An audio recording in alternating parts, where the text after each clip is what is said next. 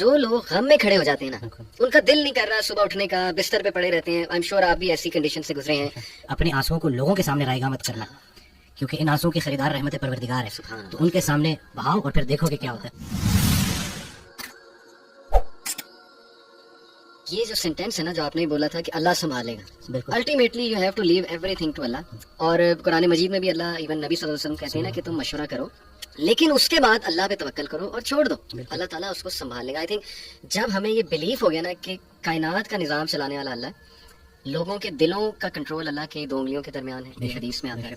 ہر چیز ایٹم بھی موو نہیں کر سکتا اللہ کی اجازت کے بغیر. اللہ الوکیل ہے, جس کا مطلب ہے ڈسپوزر آف افیئرز. تمام افیئرز اللہ نے ڈسپوز آف کرنے ہیں. جو آپ کی زندگی میں ہو رہا ہے یہ آپ توکل رکھیں, یقین رکھیں کہ وہ اللہ کی اجازت سے ہو رہا ہے, اس کا ایک مقصد ہے. بس آپ نے یہ تلاش کرنا ہے بجائے کہ اس غم کو اپنے سر پہ چڑھانے کے. جیسے آپ نے کہا you just have to find out کہ یار یہ آیا کیوں ہے, اس کا مقصد کیا ہے, یہ مجھے کیا سکھانا چاہ رہا ہے. اور سجدے میں جا کے بندہ رو پڑے اللہ کے آگے, اللہ سے تقویت مانگے, اللہ سے کہے کہ اللہ مجھے پرسپیکٹو دے. بلکہ میں ایک کوٹ پڑھ رہا تھا, ایون دو ہی از اے نان مسلم رائٹر ہے بہت بڑا, میرے ذہن سے ابھی خیر نام نکل گیا, انہوں نے بڑی کمال کی بات کی.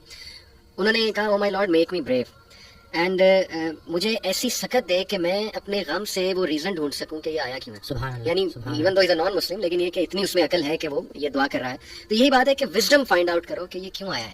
اور بلکہ میں ڈاکٹر صاحب ایک میرے دوست ہیں بڑے اچھے اسکالر ہیں, انہوں نے ایک بڑی پیاری بات کی. انہوں نے کہا کہ جب بندے پہ غم آئے نا تو چلو کچھ دیر غمگین رہنا یہ نیچرل ہے, فطری ہے. رسول اللہ صلی اللہ علیہ وسلم پہ بڑے غم آئے, حضرت خدیجہ کی جو ڈیتھ تھی وہ اس سے بڑا غم نہیں تھا. The most smiling face did not smile for months, تو اٹس نیچرل اوکے.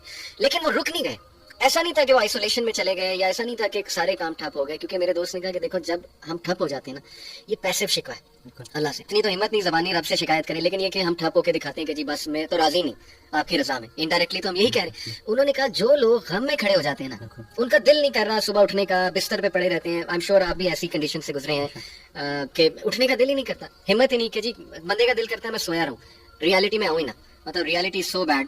لیکن اس وقت جو اٹھ جاتا ہے نا, یقین کریں, جو ہمت پکڑتا ہے, اللہ کا نام لیتا ہے, آئی تھنک یہ اللہ کو وہ یہ میسج دے رہا ہے کہ اللہ میں راضی ہوں, بالکل. بس اب آپ چلائیں مجھے. صبر بھی, بلکہ میرے پاس پیشنٹ ہے تو میں نے کہا آپ نے صبر کرنا ہے, تو کہتے کر رہا ہوں نا. میں نے کہا کہ صبر تو ایسے کرنا ہے کہ دوسرا بندہ اپنی پریشانی بھول جائے. صبر ایسے آپ نے ڈیفائن کرنا ہے کہ دوسرا آپ کے پاس آئے اور آپ, کیونکہ یہی صبر ہے. بالکل ایسے. اب آپ کو میں دیکھ رہا ہوں آپ نے اپنے آپ کو چور چور کر دیا. اور باقی ایک اور بات کہ اپنے آنسوؤں کو لوگوں کے سامنے رائیگاں مت کرنا, کیونکہ ان آنسوؤں کے خریدار رحمت پروردگار ہے, تو ان کے سامنے بہاؤ اور پھر دیکھو کہ کیا ہوتا ہے. فکر آخرت تمہیں دنیا کی ہر فکر سے آزاد. صحیح بات, صحیح بات. جو بن دیکھے رحمان سے ڈرتا تھا وہ تب نہیں ڈرے گا جب دیکھے گا. صحیح بات. بلکہ لاسٹ جب میں لاہور آیا تھا تو یہ میں نے وہ ٹی وی لگایا تو قرآن کی, تو اس میں نا اس کی آیت, اس کا ترجمہ کہ قرآن پاک میں اللہ تعالیٰ کے ارشاد فرماتے ہیں کہ تم وہ وعدہ یاد رکھو جو تم نے مجھ سے کیا تھا, میں وہ وعدہ یاد رکھوں گا جو میں نے تم سے کیا تھا. تو ہم نے بس وہ وعدہ کیا تھا. نماز بھی تو اللہ کی یاد ہے نا. صحیح. تو پھر دوسرا یہ کہ یکسوئی, کہ جب آپ کا نا یکسوئی نصیب ہو جائے, ایک ہی آپ ڈائریکشن میں چلنا شروع ہو جاؤ. محبت کیا ہے, محبت ادھر ادھر دیکھنا نہیں ہے, ایک ہی ڈائریکشن میں دیکھنا. تو جب آپ کی ڈائریکشن اللہ کی طرف ہو جائے نا, پھر اٹھنا بیٹھنا ہر چیز, اور ویسے ہی اللہ تعالیٰ آپ کو مشکل سے نکال لیتا ہے. اور باقی ایک کویشچن بہت سارے لوگ نا مجھ سے کرتے ہیں انگزائٹی سے ریلیٹڈ, کہ ہمیں لگتا ہے کہ ہمارے بعد ہمارے بیوی بچوں کا کیا ہوگا. تو میں یہ کہتا ہوں کہ حضرت کہتے ہیں آڈیو میں کہ جو انسان یہ سوچتا ہے کہ اس کے مرنے کے بعد اس کی بیوی بچوں کا کیا ہوگا, اس کا ایمان نامکمل ہے. اس نے پالنے والے کی پالنے والی صفت پہ ایمان ہی نہیں لایا. جن کے لیے پوری کائنات بنائی, ان کو یتیمی اور غریبی سے گزارا, ان کو ماں باپ نے دیے, آپ کو دے دیے. ہم شکر کے مقام کو گلے میں کنورٹ کر دیتے ہیں. صحت بھی ہے, زندگی بھی ہے, اور کب تک ہے کوئی نہیں جانتا, اور جب تک ہے وہ کوئی چینج نہیں کر سکتا. تو پھر ابھی کیوں پریشانی لیتے ہیں؟ کیا ان بچوں کو ہم پال رہے ہیں؟ صحیح بات. کیا ہم خود کو پال رہے ہیں؟ کیا ہم اس قابل ہیں؟ قد پہ حد کا پہرا, صحت پہ بیماری کا پہرا, اور اتنے پہروں میں پیدا کیا ہوا انسان چاہتا کیا ہے آزادی. تو یہ کر کے دیکھ لیں. صحیح بات. ڈاکٹر صاحب جسٹ ٹو وائنڈ اپ, کیونکہ ہمارا یوتھ کے ریلیٹڈ کام ہے, تو آپ نے کل میری آپ سے بات ہو رہی تھی, آپ نے ایک بڑی آئی اوپننگ بات کی.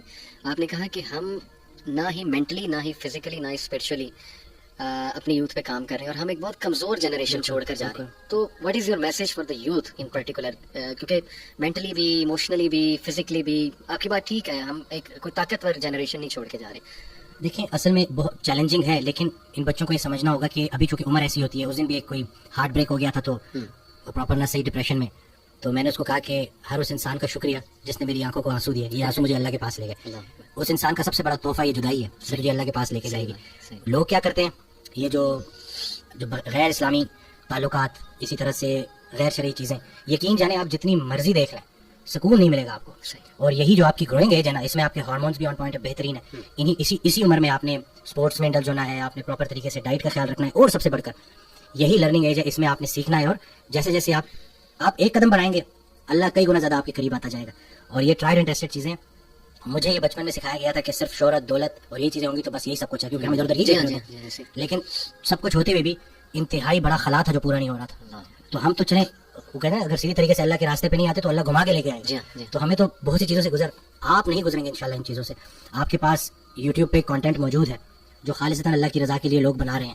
ہمارا جو وقت تھا, دور تھا, اس میں ٹھیک ہے ہمیں شاید اس طرح سے توجہ نہیں دی گئی, لیکن اب آپ کے پاس آپشنز ہیں اور آپ پراپر طریقے سے جو صحیح دیکھیں. دنیا چلی گئی تو چلی گئی, دین چلا گیا تو پیچھے کیا رہ گیا. تو میں کہتا ہوں کہ دنیاوی تعلیم میں جتنا عبور حاصل کر سکتے ہیں کریں, لیکن اللہ کو بیچ میں رکھنا ہے. صحیح بات. اور دوسرا یہ کہ فائدہ بخش ہونا ہے لوگوں کے لیے, کہ آپ کی ذات سے لوگوں کو نفع ہو. صحیح بات. تو یہ انشاءاللہ اگلی جب جنریشن ہمیں ریپلیس کرے گی تو وہ ہم کوشش کریں گے جی انشاءاللہ. اللہ کے قریب ہونے سے آپ کو مینٹل اسٹرینتھ ملے گی, پرسپیکٹیو ملے گا. جتنے بھی عظیم کام ہیں وہ غیر عظیم زمانوں میں ہی ہوئے ہیں. غیر عظیم جہالت کے معاشرے کے ساتھ اللہ 2 کام کرتا ہے, یا عذاب بھیجتا ہے یا رحمت للعالمین کو بھیجتا ہے. تو رسول اللہ صلی اللہ علیہ وسلم ہمارے دلوں میں ہے, تو جن کے دلوں میں رسول پاک صلی اللہ علیہ وسلم کی عملی محبت ہے اللہ ان پہ عذاب نہیں بھیجتا.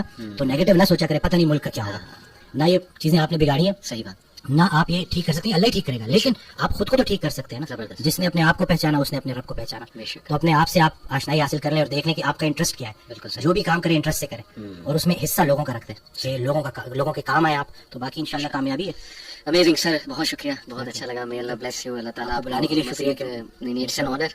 اللہ آپ کو مزید ترقیوں سے نوازے, اللہ تعالیٰ برکت دے آپ کو لائف میں اور دنیا آخرت دونوں کی بہترین چیزیں دیں انشاءاللہ. Will keep in mind. جزاک اللہ. Thank you.